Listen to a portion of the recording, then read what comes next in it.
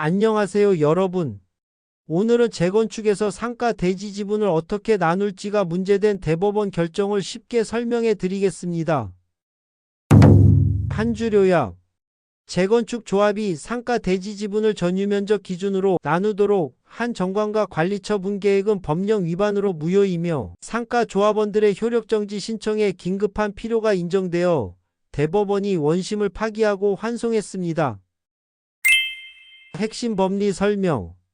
도시 및 주거환경정비법 시행령 52조 2항은 재건축 관리처분 기준을 명확히 정해두었습니다.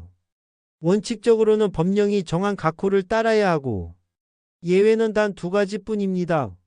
첫째는 시도 조례가 그 범위 안에서 구체적 기준을 정하는 경우이고 둘째는 조합원 전원의 동의를 받아 다른 기준을 정하는 경우입니다.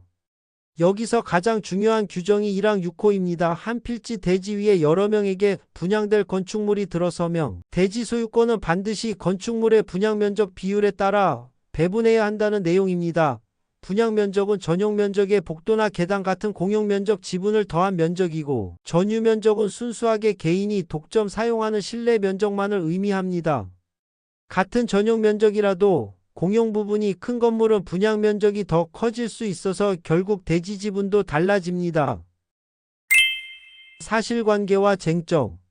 피신청인 동명아파트 재건축 조합의 정관 39조 2항은 대지를 분양받은 주택 등의 전유면적 비례로 공유 지분을 분양한다고 규정했습니다. 상가 관리처분 계획도 마찬가지로 신축 상가의 전유면적에 따라 대지 소유권을 분배하도록 정했습니다. 그런데 이런 기준 변경에 대해 조합원 전원의 동의를 받았다는 증거는 전혀 없었습니다. 쟁점은 두 가지였습니다. 전유면적 기준 배분이 유효한지와 상가 조합원들의 효력정지 신청에 긴급한 필요가 있는지였습니다. 대법원 판단.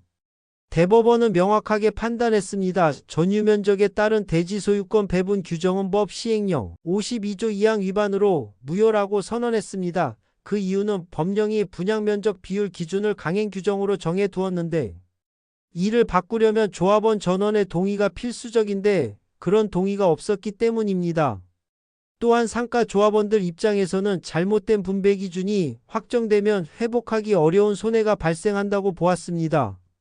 대지 지분이 한번 정해져서 분양과 소유권 등기까지 진행되면 나중에 되돌리기가 거의 불가능하기 때문입니다. 따라서 상가관리처분 계획의 효력을 정지할 긴급한 필요가 있다고 인정했습니다. 판결의 의미와 실무 조언. 이 결정은 네 가지 중요한 원칙을 확립했습니다. 첫째, 대지 지분 배분은 원칙적으로 분양면적 비율을 따라야 합니다. 둘째, 전유면적 기준으로 바꾸려면 반드시 조합원 전원의 동의가 필요하고 일부 동의나 다수 결론은 안 됩니다. 셋째, 적법한 절차를 거치지 않으면 정관 조항도 관리처분 계획도 무효가 됩니다. 넷째, 직접적 피해를 받는 조합원은 효력정지 신청으로 돌이킬 수 없는 손해를 예방할 수 있습니다.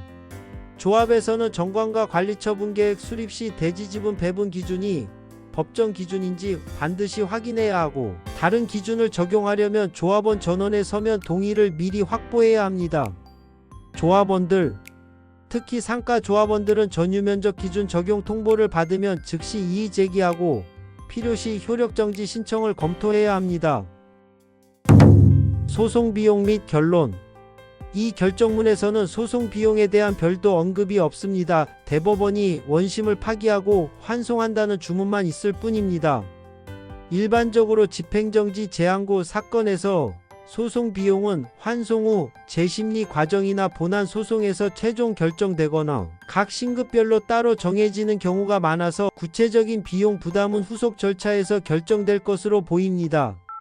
핵심을 다시 정리하면 재건축 대지 지분은 분양면적 기준이 원칙이고 예외를 만들려면 조합원 전원 동의가 필수이며 이를 어기면 무효이고 피해 조합원은 효력정지로 보호받을 수 있다는 것입니다. 오늘 판결 설명은 여기까지입니다. 시청해주셔서 감사합니다.